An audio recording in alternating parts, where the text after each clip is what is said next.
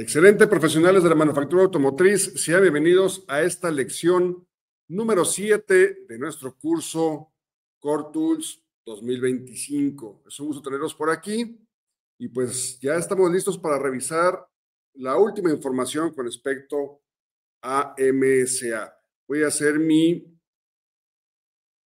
ahí estoy compartiendo mi presentación.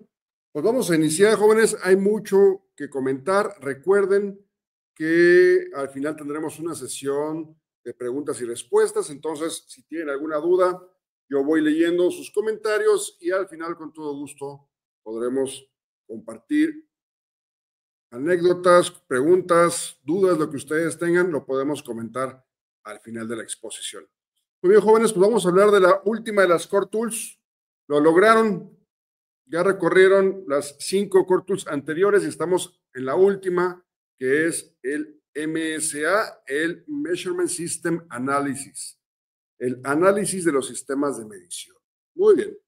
Bueno, pues yo me presento para los que no me conocen. Yo soy Edgar Delgado, soy ingeniero mecánico electricista, soy auditor líder en la norma IATF y auditor de procesos BDA 6.3.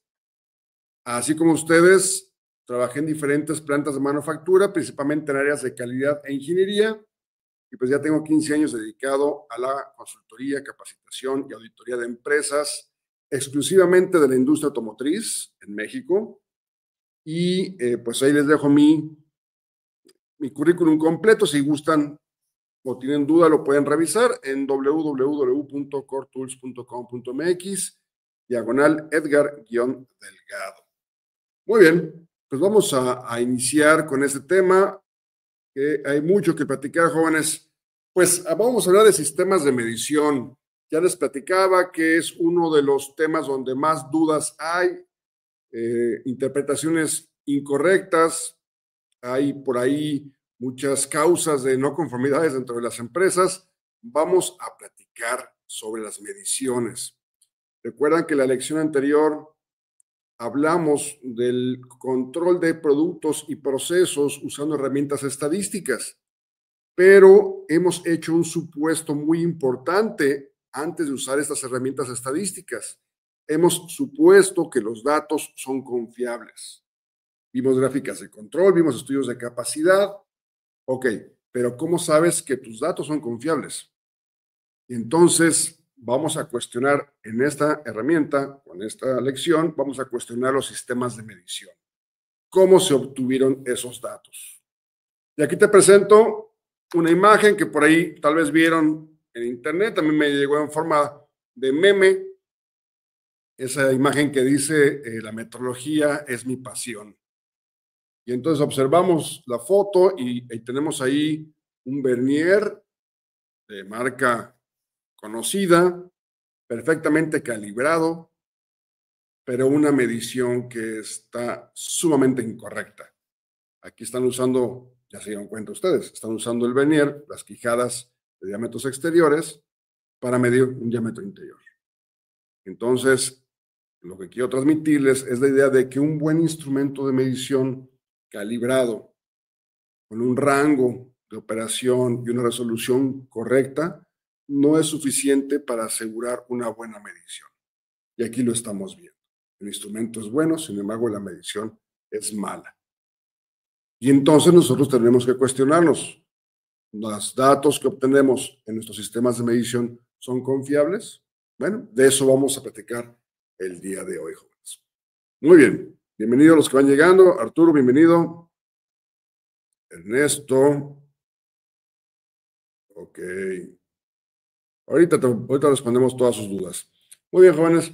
Entonces, pues, ¿qué vamos a descubrir en esta lección? Vamos a hablar de instrumentos de medición. Quiero hacer algunos comentarios porque hay muchas dudas con respecto a instrumentos de medición. También quiero hablar un poco sobre sistemas de medición, cómo están conformados los sistemas de medición. Vamos a analizar un tipo de estudio que es el más común, que es el estudio de R&R, que es el que muchos de ustedes han escuchado. Hay varios estudios, vamos a platicar de ellos, pero vamos a analizar este estudio para sistemas de medición variables y vamos a tener nuestra sesión al final de preguntas y respuestas, jóvenes. Es lo que tengo preparado para ustedes en esta lección. Vamos a iniciar. Recuerden que todo lo que nosotros abordemos en estas lecciones, pues está basado en los manuales de referencia de la industria automotriz. En este caso tenemos el manual de MSA cuarta edición, que se supone que será revisado el próximo año 2026 y si todo sale bien estaremos teniendo una actualización, sería la quinta actualización de este manual de MSA. Sin embargo, hasta hoy sigue siendo el último, el más reciente.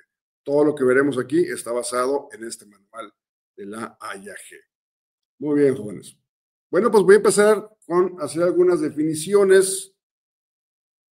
Quiero que nos enfoquemos en la norma ISO 9001, que en la cláusula 7152 nos pide que el equipo de medición, o nos requiere que el equipo de medición debe, ahí está el debe, obligado, calibrarse o verificarse o ambas. Calibrarse o verificarse o ambos.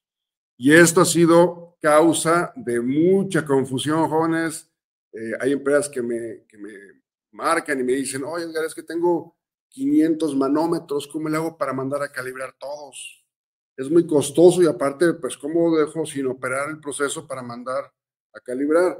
Y entonces nos olvidamos que se puede calibrar o verificar o ambos. Vamos a ver cuál es la diferencia. Creo que eso te puede ayudar. Si tienes ese tipo de dudas, te puede ayudar a entender cómo cumplir con este requerimiento. Entonces, vamos a hablar de qué significa calibrar, jóvenes. Yo aquí les pongo un ejemplo, preparé un ejemplo sencillo. Aquí tengo una báscula de esas que se encuentran en los centros comerciales, en las tiendas de conveniencia, y ahí tenemos una sandía. Entonces, nosotros queremos pesar la sandía en esa báscula. Ponemos la sandía en la báscula y la báscula nos da un peso. ¿Cómo sabemos si ese peso es confiable o no? ¿Cómo sabemos si el sistema de medición es confiable o no? Bueno, aquí hablamos de un instrumento, ¿verdad? Que es la báscula. Después voy a hablar de sistemas, porque recuerden que esta cláusula, me voy a regresar un poquito, dice que el equipo de medición, no habla de sistemas, habla de equipos. Entonces vamos a hablar de equipo. Aquí hay un equipo que es una báscula. ¿Cómo sabemos que la báscula no es confiable o no? Entonces ponemos la sandía, nos da un peso y podemos hacer una calibración. Así como nos dice la norma, puedes calibrar o verificar. Bueno, vamos a ver cómo se calibra. ¿Cómo calibrarías? Pues ahí tienes la sandía. Perfecto, Bruno. Por aquí me dice Bruno, pues ponemos un patrón. Pues tienes toda la razón, Bruno. Exactamente. ¿Qué es lo que hacemos? Pues quitamos la sandía y ponemos un patrón. Este es un patrón de 5 kilogramos. Una masa de 5 kilogramos. Entonces, pues yo quito la sandía, pongo el patrón y yo sé cuánto debe de pesar. Por supuesto que va a haber una desviación, no me quiero meter mucho en el tema, pero debe ser una desviación aceptable. ¿Ok? ¿Qué estamos haciendo ahí, jóvenes? Estamos calibrando. Entonces, observa cómo tenemos un equipo y para calibrarlo requerimos de un patrón. Ese es el concepto. Requieres un patrón. Muy bien, acabas de calibrar. Bueno, pero dice la norma que también podemos verificar. Calibrar o verificar o los dos. ¿Cómo harías eso? Bueno, aquí ya calibramos. Vamos a regresar al ejemplo. Tenemos la báscula con la sandía y ahora pesamos esa misma sandía en otro instrumento de medición que ya fue calibrado o que es confiable. ¿Observas? Es diferente. Aquí lo que hago es sacar otra báscula y verifico el peso en esta báscula y entonces comparo lo que me dio una báscula contra lo que me dio esta y digo, sí es confiable, porque estoy verificando con otro instrumento de medición. ¿Okay? Entonces, calibrar requiere un patrón. ¿Se fijan que aquí en la verificación no usé patrón? Usé otro equipo de medición. Entonces, piensa en el tema que les platicaba de los manómetros. Tal vez lo mejor sería mandar todos los manómetros a un laboratorio donde tengan una fuente de presión patrón o un patrón de presión para comparar cada manómetro contra el patrón, pero tal vez eso es costoso, lleva mucho tiempo e incluso inviable porque no puedes retirar todos los manómetros de la línea. Lo que sí puedes hacer es mandar a calibrar un patrón, a calibrar un manómetro y que ese manómetro usarlo para verificar el resto de tus manómetros. ¿Okay? Entonces, ese es un punto que quería comentarles porque tengo muchas preguntas que me hacen al respecto de si es necesario mandar todos los instrumentos a calibrar. Pues la norma dice que puedes calibrar o verificar o los dos. ¿Ok?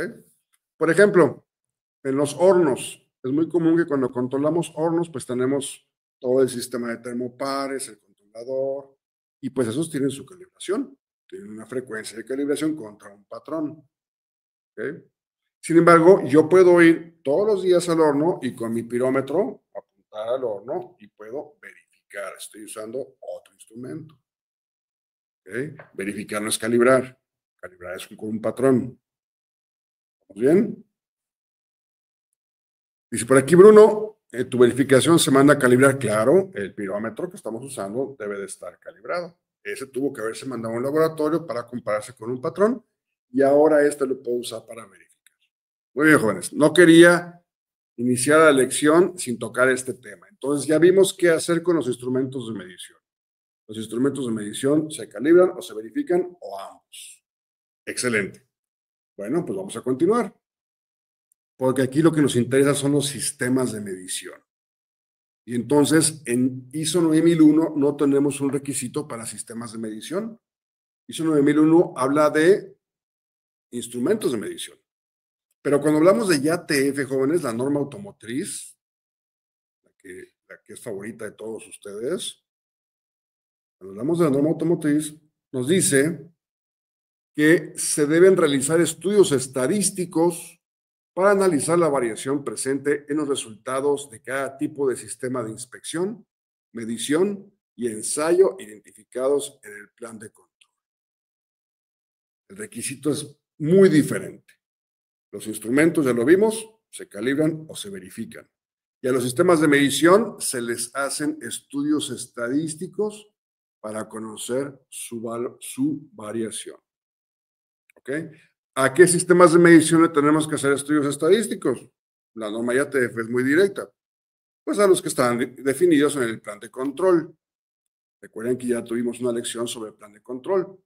Y ahí hablamos de que vamos a medir con vernier, vamos a medir a veces inspección visual o con gauges o con básculas. Bueno, lo que tú hayas definido en el plan de control, la forma en que tú vas a medir, diríamos ya en términos de plan de control, la técnica de medición, pues te van a pedir el estudio estadístico de variación para poder demostrar que ese sistema de medición es confiable.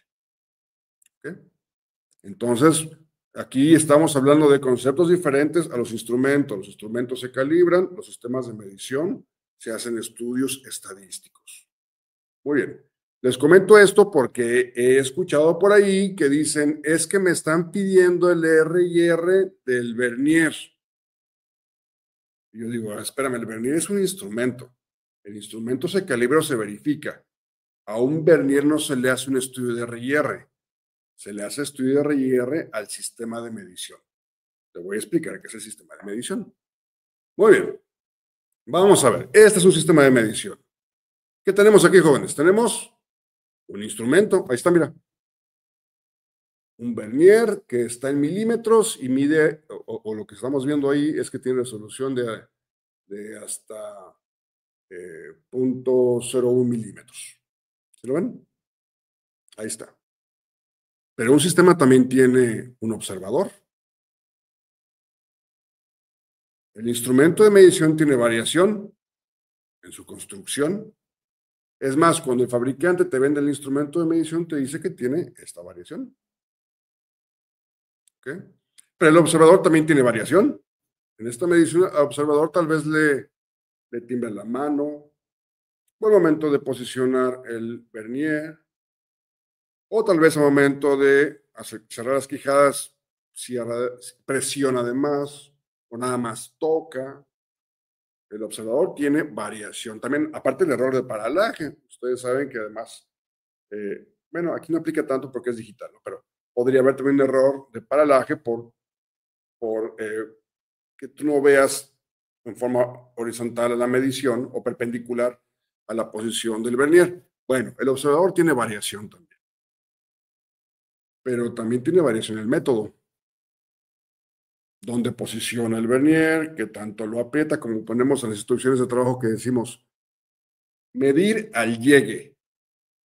Entonces, bueno, pues tu llegue es diferente de mi llegue, pero así viene la instrucción. Entonces, el método es débil. El método permite variación, pero además tenemos el medio ambiente. Y en el medio ambiente no es lo mismo que se mida la pieza en el almacén de inspección de recibo, donde estamos a 40 y tantos grados, a que se mida en laboratorio, donde estamos a 20 grados centígrados, o que la mida el cliente allá en su planta en Michigan, que están a -10.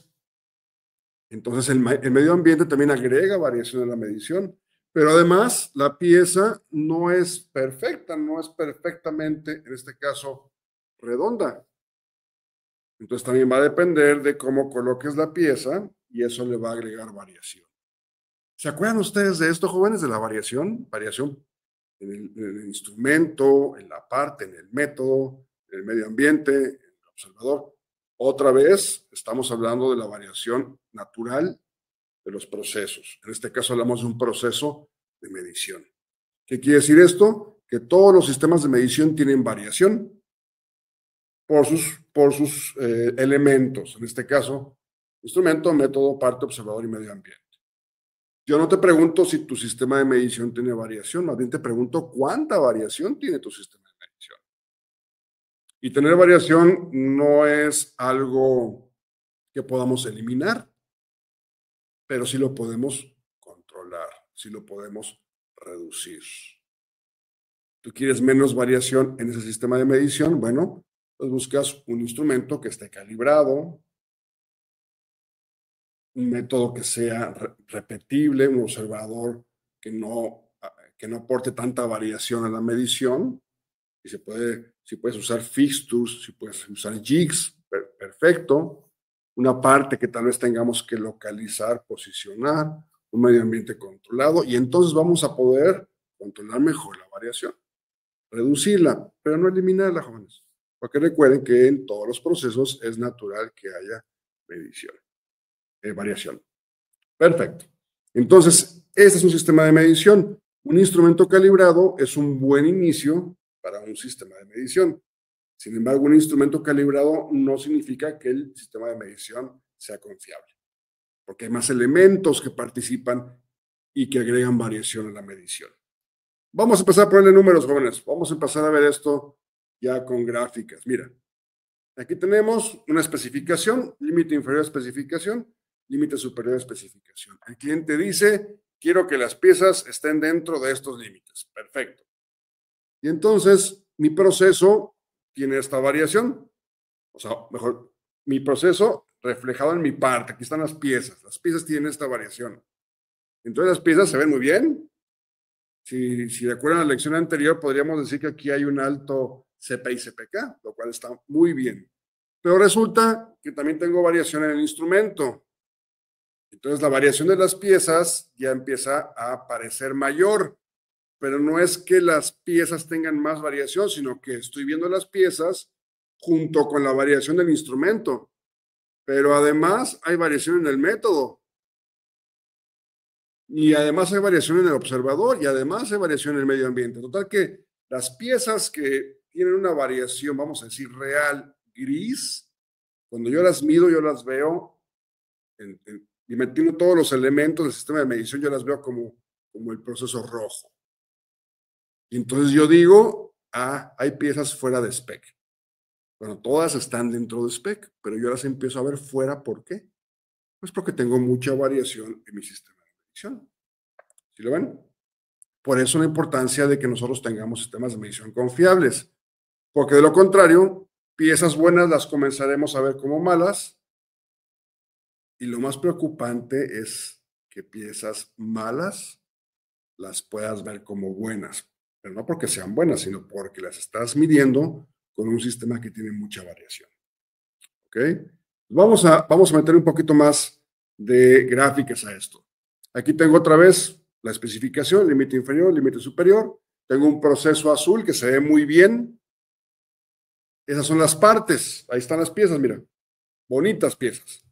Pero resulta que cuando mido las piezas, pues yo las veo hacia yo las veo con un desplazamiento hacia la izquierda, hacia el límite inferior de especificación. ¿Qué quiere decir? Que yo las veo chicas. Estas piezas las veo chicas cuando en realidad no son así de chicas, pero yo las veo así. ¿Qué quiere decir? Que mi sistema de medición tiene un sesgo, está desplazado.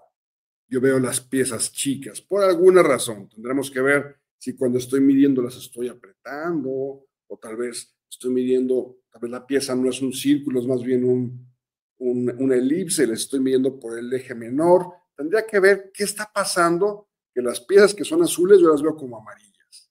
Y entonces decimos que aquí hay un sesgo. ¿Okay? Lo primero que hay que asegurar es que los sistemas de medición no tienen sesgo o que el sesgo es aceptable y para eso tenemos estudios estadísticos particulares. Mira, tenemos el estudio de Bias o sesgo. Aquí les pongo el reporte de Minita. No vamos a ver cómo hacerlo, pero mira, existe este reporte que nos dice si un sistema de medición tiene sesgo. Ahora, hay otro estudio que es más completo, que es el estudio de linealidad. Y este lo que hace es medir el sesgo no nada más para piezas de un tamaño, sino piezas que abarcan todo el rango de operación del proceso. ¿Qué quiere decir? Que en un proceso nosotros entregamos piezas en la nominal, pero también pequeñas, pero también grandes, o incluso puede ser que en un proceso fabriquemos diferentes modelos, diferentes productos. Entonces yo voy a medir a veces piezas medianas, grandes, chicas. Entonces mi sistema de medición, si yo quiero usarlo para medir todas las piezas de todos los tamaños, pues tengo que hacer un estudio de linealidad. ¿Ok? Este estudio, junto con el de vías, nos va a ayudar a analizar si hay algún sesgo, desplazamiento. Ahora, hay otro estudio que se utiliza también para monitorear el sesgo en el tiempo. Ese estudio se usa en gráfica de control, es el estudio de estabilidad. Es decir, yo cuando, voy a poner un ejemplo, cuando yo inicio producción, tengo mi instrumento, tengo mi sistema, tengo una pieza y yo mido la pieza cierta cantidad de veces. Saco promedio y saco rango. Y al siguiente turno, la misma pieza la vuelvo a medir, vamos a suponer 5 veces y saco media y rango. Entonces, si cada turno yo mido la misma pieza, pues yo esperaría que haya variación, claro, porque hay variación en la medición, pero una variación natural del proceso del sistema de medición. Cuando yo empiezo a ver tendencias, pues no quiere decir que la pieza se esté encogiendo, no quiere decir que la pieza se esté haciendo grande o chica. Lo que quiere decir es que estoy ya empezando a tener sesgo en mi sistema de medición. Esta gráfica, jóvenes, es muy útil para determinar las frecuencias de calibración. Es decir, cuando mandas a calibrar tu instrumento, pues cuando ves que empieza a haber sesgo y este sesgo está fuera de control o ya hay una tendencia clara de que se va a salir de control, pues es momento de mandar a calibrar el instrumento de medición. ¿Qué tal, Gabriel? Sí, exactamente, exactamente. Están las gráficas de estabilidad, igualito a lo que vimos en la lección anterior con gráficas de control. ¿Y por qué es la variación? Aquí es interesante, jóvenes, entender esto. La misma pieza la estoy midiendo al inicio del turno, entonces la variación que vemos no es de la pieza. La pieza es la misma. Ahora, pues no es del medio ambiente, vamos a ponerlo así. Sí puede ser, pero más o menos en las mañanas pues tenemos una variación, pero no es como que en la mañana y la noche o el mediodía y la noche. El operador tal vez es el mismo. Y entonces tratamos de reducir las variaciones del sistema de medición de método, mano de obra, parte, medio ambiente, para que solo se muestre la variación del instrumento. Y ahí es como tú puedes determinar cuándo el instrumento necesita mandarse a calibrar. Es una forma de determinar a través de datos estadísticos las frecuencias de calibración basadas en el uso del instrumento. Yo sé que en las empresas de repente me dicen que cada 6 meses, cada año. Pues sí, pero si un vernier lo usas todos los días y otro lo guardas en el cajón, ¿por qué los tienes que calibrar con la misma frecuencia? ¿No sería lógico que se calibren con respecto al uso? ¿Y cómo haces eso? Bueno, pues puedes usar una gráfica de estabilidad para determinar frecuencias de calibración. Muy bien, jóvenes, esos 3 estudios no son tan comunes en las empresas. El de sesgo, linealidad y estabilidad sí existen, ahí están, Minitab los tiene, el manual de MCA también los tiene, pero no he visto que en las empresas se usen tanto, a menos que el cliente específicamente los requiera. ¿Okay?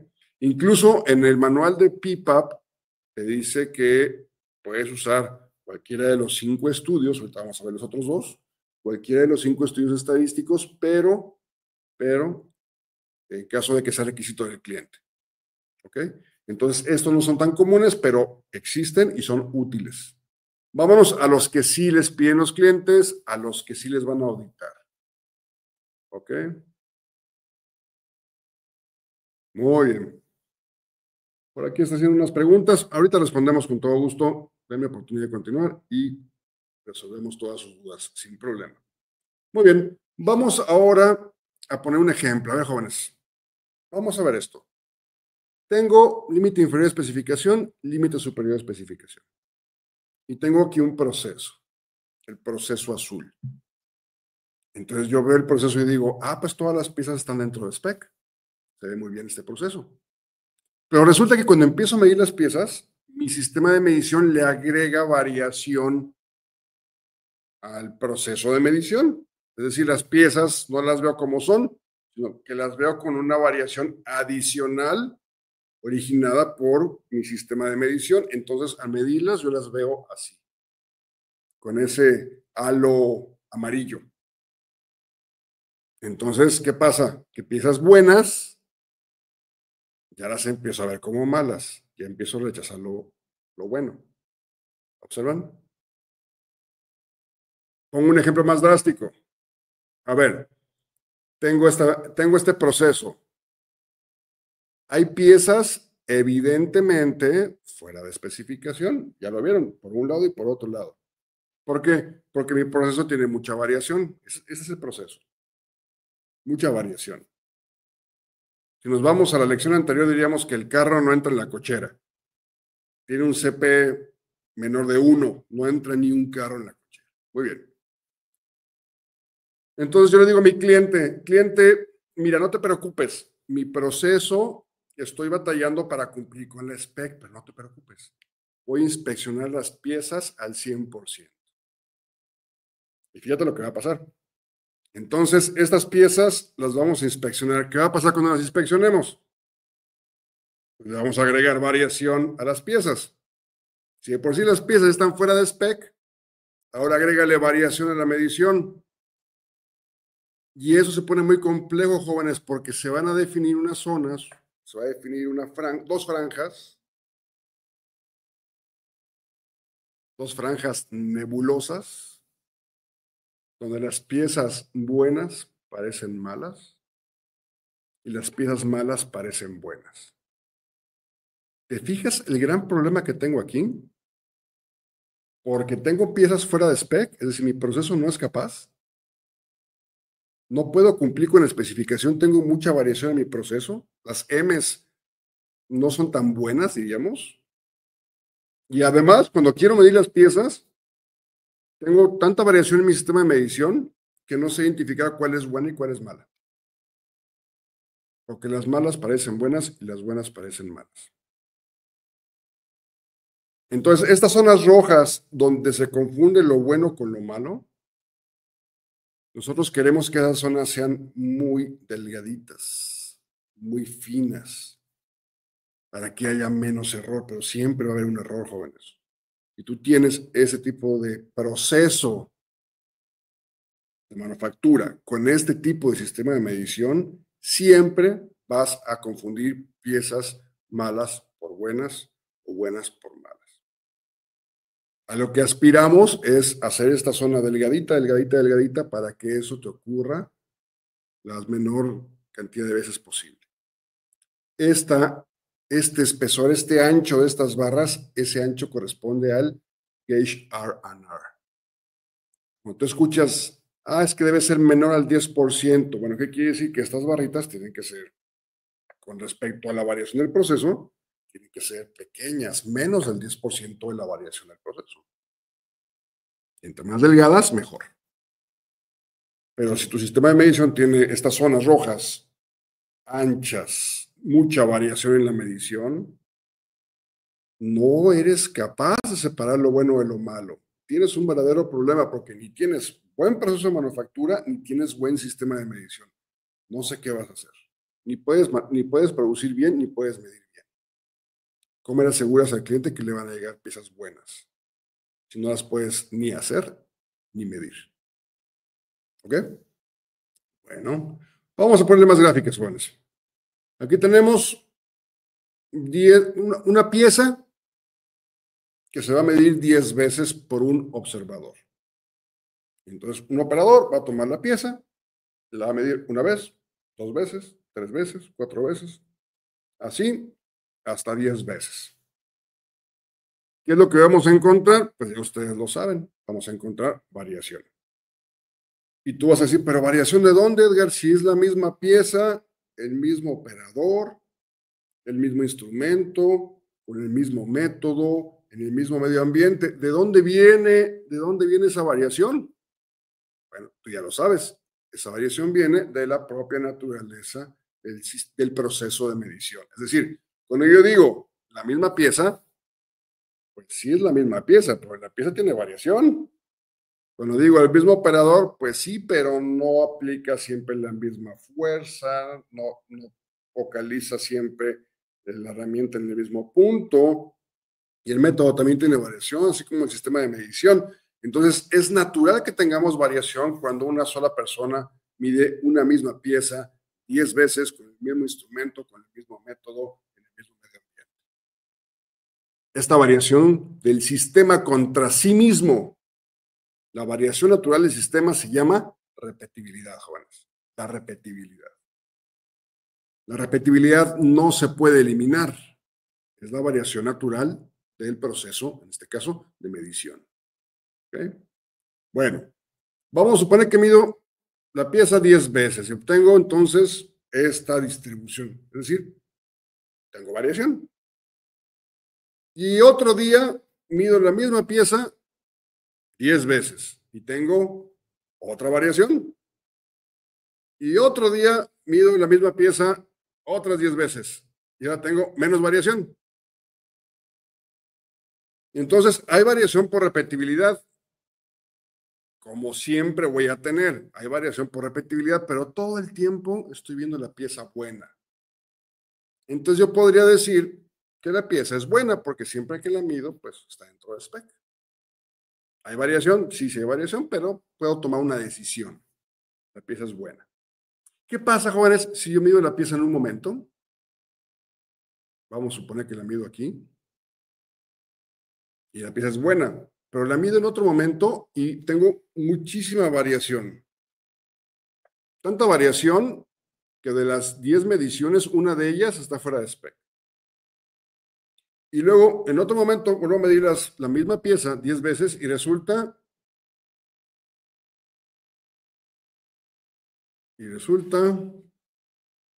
que las 10 lecturas son iguales. Es decir, no tengo variación. Lo único que puedo decir, jóvenes, es que tengo serios problemas de repetibilidad. De repente tienes mucha variación para la misma pieza y de repente ves todas las piezas, ves la misma pieza, todas sus mediciones iguales. Tienes problema de repetibilidad. La repetibilidad, jóvenes, está muy asociada, puede haber muchas razones, pero está muy asociada con el método de medición.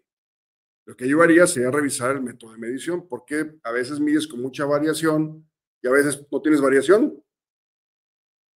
Me he encontrado que a veces los operadores, bueno, los inspectores, empiezan a redondear los resultados y por eso no hay variación.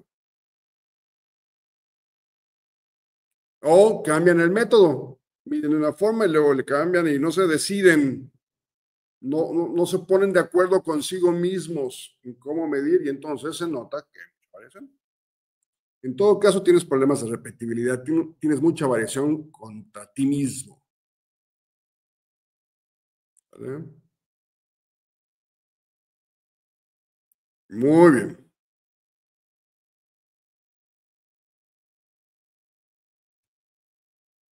Repetibilidad. Ahí está. Vamos ahora con la reproducibilidad. Ahora tengo una pieza y la mide un observador. Vamos a suponer que el primer turno. Y tenemos variación. Por supuesto, ahí está la variación. Podríamos decir que esa es la variación natural del observador 1. Pero ahora esa misma pieza la mide el segundo turno. Y hay otra variación. Y luego la mide el tercer turno. Y hay otra variación. O a veces nos ha pasado, jóvenes, a todos nos ha pasado alguna vez que medimos las piezas, liberamos el producto y el cliente nos dice, está rechazado porque está fuera de spec. Y tú dices, pero yo medí, tenemos los datos, se midieron las piezas y dice, pues yo tengo otros datos que me dicen que está fuera de spec. Y entonces, ¿qué quiere decir? Que tenemos un problema de reproducibilidad.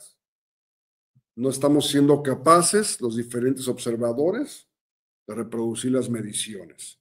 Y esto es más fácil de entender, puesto que tenemos diferentes métodos de medición, tenemos diferente medio ambiente, tal vez tu cliente está allá en Michigan, allá en Minneapolis, donde está muy frío, y tienes otro instrumento de medición, tal vez yo estoy midiendo con vernier, él con micrómetro, otro método de medición, tal vez yo tengo un jig, un fixture, ya no tiene nada, la está midiendo así con la mano. Y entonces eso se explica mejor. ¿Qué quiere decir? Que nuestros sistemas de medición no repiten. Y entonces la pregunta es, bueno, ¿y cuál es el bueno? Si tú tienes unas mediciones y yo otras, ¿cuáles son las buenas? Y para eso hacemos un estudio estadístico del sistema de medición. Tenemos que medir la reproducibilidad. Muy bien. Entonces, no hay problema si todos los inspectores están de acuerdo en que la pieza es buena, perdón, o mala. O sea, están de acuerdo entre ellos, buena o mala. Pero, ¿qué pasaría si un observador te dice, la pieza es buena? Y otro te dice, no, una de mis lecturas fue mala, tengo mucha variación. Y otro te dice, no, no tengo nada de variación. Entonces, aquí hay problemas, porque no se pueden poner de acuerdo entre ellos. Entonces, tenemos que asegurar en los sistemas de medición la repetibilidad, que no se puede eliminar. Tenemos que asegurar que la variación por repetibilidad sea pequeña y también tenemos que asegurar que la variación por reproducibilidad sea pequeña. Ahora pregunta, jóvenes, ¿se puede eliminar la reproducibilidad? ¿Podemos hacer que no haya variación entre los diferentes observadores? La respuesta es sí se puede hacer. Hay varias formas de hacerlo. Una de ellas es eliminando a los observadores, que solo hay un observador. Entonces, si tú eliminas al observador 2 y al observador 3, ya no tienes variación por reproducibilidad, solo tienes repetibilidad. Si se puede hacer, eso es mejor que solo mida un inspector en lugar de que midan 3 y reduces y eliminas la reproducibilidad. A veces no se puede hacer eso, jóvenes, porque dices, bueno, es que tengo 3 turnos, no puedo tener al inspector los 3 turnos. Perfecto. Entonces lo que hacemos es diseñar el sistema de medición para que el inspector aporte la menor variación posible. Es decir, agregamos jigs, fixtures, implementos para que la influencia del observador sea mínima. El mejor caso sería automatizar la medición.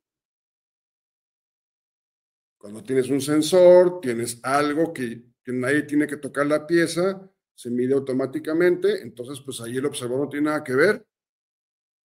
Ahí no tendrías reproducibilidad, solo tendrías repetibilidad. ¿Okay? Muy bien, pues resulta que si sumamos la repetibilidad y la reproducibilidad, vamos a tener nuestro gauge R&R. ¿Cómo funciona esto? Mira, aquí está el proceso. Ahí están 25 piezas en el proceso. Entonces resulta que las mide un inspector. Y el inspector dice, pues las piezas tienen esta variación. Es decir, ya él ve más variación. ¿Observas? Las piezas tienen una variación y él las mide y ve que esta variación es mayor. Pero resulta que aparte tenemos otros inspectores. No nada más mide él, miden otros 3 turnos. Entonces ahora tenemos todavía más variación. Y entonces ya hay inspectores que empiezan a decir, es que la pieza es mala. Cuando las piezas son buenas. Pero las ven malas porque ya se agregó mucha variación. Repito, la variación es natural en los sistemas, va a estar siempre presente, pero tenemos que hacer que sea aceptable, confiable, pequeña. Para esto vamos a hacer un estudio de R&R. Les explico cómo se plantea un estudio de R&R. Vamos a seleccionar 10 partes. Y ojo, jóvenes, aquí mucho cuidado, porque luego esto que voy a comentar es causa de que no les dan los estudios de R&R. Las piezas tienen que ser representativas de la variación del proceso. ¿Qué pasa? Que muchos de ustedes les agarra la prisa, van a la línea y sacan 10 partes consecutivas. Si tú sacas 10 partes consecutivas, ¿cómo es la variación entre ellas? Es pequeña. Es pequeña. Entonces, tu sistema de medición ahora está forzado a poder encontrar variaciones pequeñas. Y por eso no les da el estudio. Entonces, la recomendación es, saquen 10 piezas que representan el rango de variación del proceso. Evidentemente, en una corrida significativa de producción, jóvenes, en un run and rate no puedes hacer eso. Tienes que sacar las piezas consecutivas. Está bien. Pero si tú puedes hacer un estudio ya con calma, saca una pieza en el primer turno, otra en el segundo turno, otra en el tercero, o al otro día sacas otra y así te la llevas, que cada pieza represente un turno. Ya tienes una variación pues razonablemente representativa de la variación del proceso, la variación real del proceso. ¿Ok? Muy bien. Y luego seleccionamos a 3 observadores. Esos observadores son aquellos que van a hacer las mediciones. Es decir, el observador no puede ser el ingeniero, no puede ser el gerente. ¿Quiénes van a hacer el estudio? Pues el inspector o el operador o el auditor, pues no sé quién es el que va a medir en el día a día. A mí nada me sirve que el gerente sea muy bueno para hacer medición. Necesitamos hacer el estudio con el que mide realmente. Entonces tenemos 3 observadores, ahí están. Este estudio se llama de 10 por 3 por 3, 10 piezas, 3 observadores y vamos a medir las piezas primero, el observador azul va a medir todas las piezas, las 10. Y aquí es muy importante que él no sepa qué pieza está midiendo. La recomendación es póngale un número a la pieza y luego póngale un tape para que no se vea qué pieza estamos midiendo. Y luego esas 10 piezas va a medir el observador rojo y luego el observador verde. Y aquí terminamos la ronda 1. Y luego va a haber ronda 2 y luego ronda 3. ¿Se fijan? Entonces tenemos 10 piezas medidas por 3 observadores en 3 rondas. Vamos a tener 90 lecturas.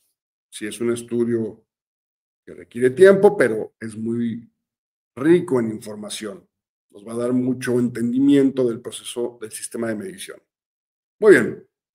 ¿Y cuál es el criterio de aceptación, jóvenes? Bueno, pues si la suma de la variación de repetibilidad con la variación de reproducibilidad esas dos variaciones sumadas es menor que el 10% de la variación total del proceso, entonces el sistema de medición es aceptable. Si el R&R, la suma de las variaciones por repetibilidad y reproducibilidad, está entre el 10 y el 30% de la variación total del proceso, entonces es aceptable, pero solo si el cliente así lo acepta. O sea, tienes que pedir permiso o autorización de tu cliente. Más de 30% no te lo van a aceptar. Mucha variación. Mucha variación. No es aceptable. Otro criterio es usar el número de categorías distintivas, que es otra forma de entender la variación. Voy a explicar en un momento qué son las categorías distintivas. Perfecto. Entonces, ese criterio, jóvenes, vamos a ver cómo es un estudio. Mira, un estudio de R&R de los que nos lanza el software Minita, pues tiene varias gráficas. Vamos a entenderlas. Mira, aquí tenemos la gráfica de rangos, donde aquí vemos qué tan consistente es cada observador contra sí mismo. Recuerda que cada observador mide cada pieza 3 veces. Entonces aquí podemos ver cuál tiene menos variación con respecto a los otros. Aquí se ve que los 3 observadores, el A, el B y el C, son observadores estables porque están dentro de los límites de control. Y más o menos podríamos hablar de cuál es el más consistente consigo mismo. Podríamos decir que tal vez es el C, porque tiene 2 ceros aquí. Un poco más consistente, es decir, tiene menos variación por repetibilidad. Tal vez el que tiene más podría ser, pues bueno, A y B se ven casi iguales, muy parecidos. C es el que tiene menos repetibilidad. Podríamos decir que esta gráfica de aquí nos ayuda a ver la repetibilidad. ¿Lo ven? Y luego tenemos aquí abajo esta gráfica que nos muestra las medias. Y aquí podemos ver que la pieza 1, en promedio, el operador A dice que mide esto, el B esto y el C esto. Cuando tú superpones estas 3 gráficas en esta de aquí, están las 3 una arriba de la otra, pues te das cuenta de algo bien interesante. Te das cuenta que el observador verde, o sea, el observador C, siempre, todo el tiempo, mide las piezas más grandes que el A y el B. ¿Fijas? El observador C tiene una variación, una tendencia. No habría que determinar si es un sesgo, no lo sabemos, pero viendo la gráfica, él mide las piezas o ve las piezas más grandes que sus compañeros. ¿Okay? Todo el tiempo. Eso podría indicar que hay un método diferente que está siendo usado por el observador C. Muy bien. Muy bien. ¿Cómo obtenemos ya la información definitiva? Porque al final aquí son gráficas y podemos ver, podemos intuir, pero ya viendo el resultado tenemos que entender que este sistema de medición tiene una variación total de 10%. Es decir, es un sistema de medición marginalmente aceptable, o sea, en la rayita, 10%. ¿Okay? ¿Cuánto es por repetibilidad? 3%. ¿Cuánto es por reproducibilidad? 9%. Yo sé que tú vas a decir, oye, pero 3 más 9 no da 10. Bueno, lo que pasa es que la variación está en unidades cuadradas. Para calcular el R y R, haz de cuenta que es como una hipotenusa. ¿Te acuerdas? Que la suma del cuadrado de los catetos es igual al cuadrado de la hipotenusa. Bueno, es como se calcula el R y R total. Total, aquí nos da la repetibilidad y la reproducibilidad. ¿Este sistema de medición es aceptable? Sí. ¿Por qué? Porque su variación total es de 10%. Número de categorías distintivas, 14. El número mínimo es 5. Este sistema de medición es un sistema de medición hermoso, confiable. Con confianza pasa usted a medir con este sistema de medición. Con estos observadores, con este método, con este medio ambiente, las mediciones son confiables. Pero está demostrado estadísticamente.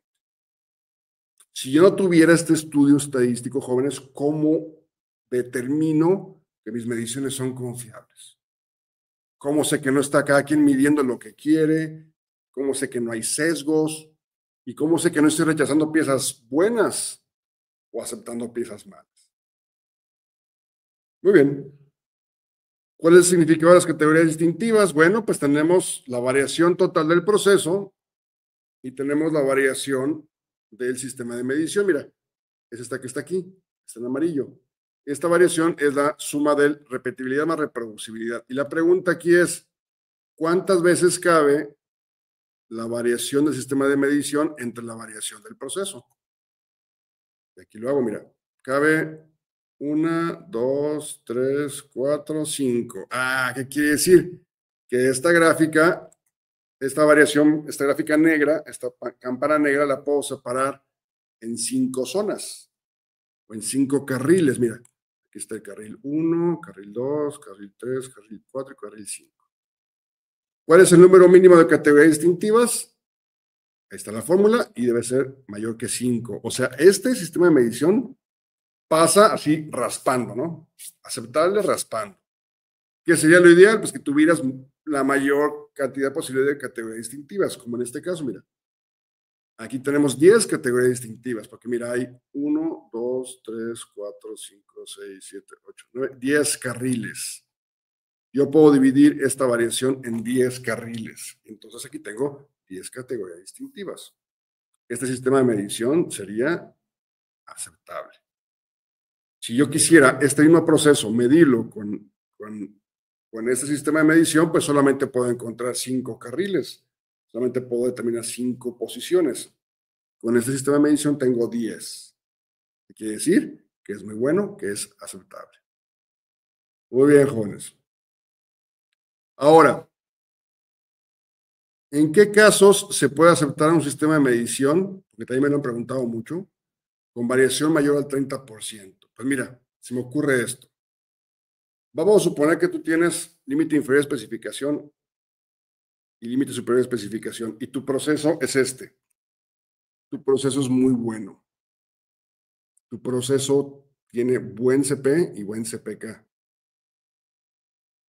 Y a lo mejor el CP parece como de 3, más o menos, o tal vez hasta 4. Súper CP, y estás centrado, tienes un muy buen CPK. Pero resulta que tienes un pésimo sistema de medición, malísimo, mira, te lo voy a poner aquí. Malísimo, ¿ya viste toda la variación que se ve? O sea, las piezas las veo, pero con mucha variación. Mal sistema de medición. Variación mayor al 30%. ¿Pero qué crees? No importa. ¿Por qué? Porque por más variación que tú encuentres en las piezas, no las vas a ver como malas si son buenas o como buenas si son malas. Porque tienes muy buen proceso. Es el único caso, jóvenes, en que se me ocurre que un cliente te pueda aceptar una variación mayor al 30%. El caso donde tienes mucha capacidad y entonces por más variación que tengas en la medición, no te vas a salir de especificación. ¿Ok? Muy bien, jóvenes, pues esa fue mi explicación. Otra vez, haciendo milagros para explicar todos estos conceptos en 1 hora o menos de 1 hora. Aquí hago mi comercial. Les recuerdo que tenemos el 11 y 12 de marzo el curso de BDA 6.3, auditor de proceso. Yo voy a ser el instructor. Ahí en línea nos veremos el 11 y 12 de marzo de 8 a 5 para repasar los conceptos de la auditoría de procesos con base en el requerimiento BDA 6.3. Muy bien, jóvenes. Aquí también les dejo mis datos por si quieren comunicarse, ponerse en contacto con nosotros. Ahí está, info@cortools.com.mx y el teléfono y el WhatsApp. Muy bien, jóvenes, pues eso es lo que tenía preparado para ustedes. Paso a la sección de preguntas y respuestas, jóvenes. Vamos a ver qué tienen por aquí. El tema es bastante interesante y se presta a muchísimas dudas. Vamos a ver.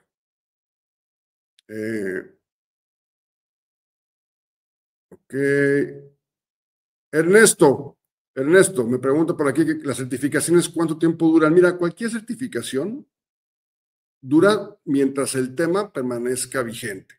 Es decir, pues a lo mejor yo tengo una certificación de Control Plan que tomé hace 2 años, pero si ya cambié el manual de Control Plan, pues ya la certificación ya no es vigente. Entonces, bueno, pues usa ese criterio. Pues la vigencia de las certificaciones, pues mientras no haya cambios en los requerimientos, sigue siendo vigente. Por ejemplo, algunos de los consultores que trabajan conmigo acaban de hacer su certificación de auditor líder y ATF. La certificación dura 3 años, tiene una duración de 3 años. Pues sí, pero si en el 2026 van a cambiar la norma, pues la certificación realmente no te dura 3 años, te va a durar 1 o 2. porque ya hay una nueva referencia normativa. Muy bien, excelente. Vamos a ver qué más hay por aquí.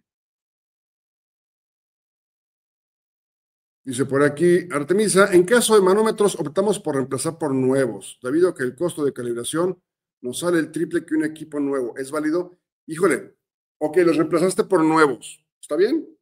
Felicidades. Eso es bueno, pero los equipos de medición deben ser calibrados o verificados o ambos. Cuando me dices empezar por nuevos, supongo que los nuevos están calibrados. ¿O cuál es el beneficio? Digo, es bueno tener manómetros nuevos, pero ¿cuál es el beneficio a nivel sistema de medición de tener nuevos? O sea, aunque sean nuevos, tienes que calibrarlos o verificarlos o ambos. Entonces, pues qué bueno que los cambiaron, pero pues, les falta la calibración o la verificación o ambos. Si yo fuera auditor, no te tomaría el cambio de instrumento como que la medición es confiable. Porque los instrumentos nuevos también tienen que calibrarse o verificarse o ambos. ¿Okay? Entonces no hicieron algo malo, nada más les falta la calibración o verificación o ambos. Cierran el ciclo. Dice por aquí José Alfredo Cortés, cuando hace referencia puedes, consideración de la empresa, ¿en qué momento se vuelve un requisito debe? Lo que es obligado, mi estimado José, es calibrar o verificar o ambos. ¿Cuál quieres tú hacer? Es tu decisión. Puede ser uno u otro o los dos. La norma está escrita en esos términos. Calibrado o verificado o ambos. O sea, tienes tres opciones. ¿Cuál? Ahí la empresa puede decidir cuál. Lo que más les convenga. ¿Ok? Perfecto. Dice por aquí Antonio, ¿nos puedes confirmar si son obligatorios esos tres estudios de linealidad, estabilidad y sesgo, más el R&R, por ejemplo, para Renault? Tendrían que verificar en los requisitos específicos de sus clientes. Mira, incluso si tú ves el manual de PIPAP, te pide que tengas, o sea, te dice que hay varios estudios y te dice que son 5 los que tú mencionas. Pero típicamente solo se pide el de repetibilidad y reproducibilidad. Entonces yo les recomendaría confirmen con sus clientes para saber si son obligatorios. Eso debe ser parte del manual de proveedores. Por ejemplo, la industria automotriz alemana te pide todavía otro estudio que es el estudio tipo 1, el CGK, ¿ok?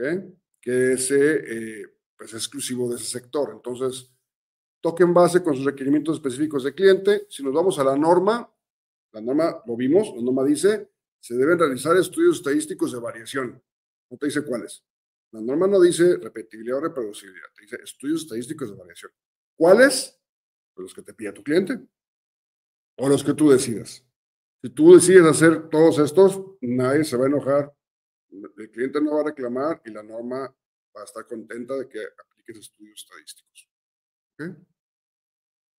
Dice por aquí, Irving, en procesos manuales, soldadura manual, ¿cómo controlar la repetibilidad? Bueno, este es un concepto diferente, mi estimado. En soldadura, recuerda que tenemos todos estos fixtures que nos aseguran que estén las orientaciones, las posiciones de los dos sustratos, las dos partes que se van a soldar. Ahí no hablamos de una medición, es otro concepto, es repetibilidad en el proceso de soldadura.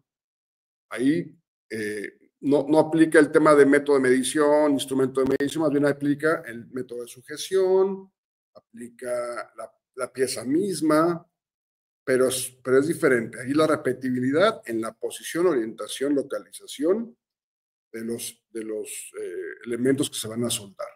¿Sale? Parece que es lo mismo, pero es diferente. Aquí estamos enfocándonos en medición.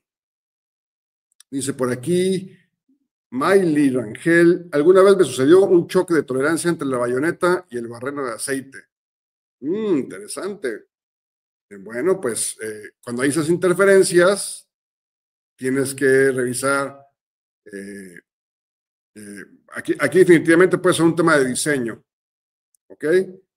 Si el diseñador te dice mide con bayoneta y resulta que la bayoneta choca, pues entonces, ¿cómo le hago, no?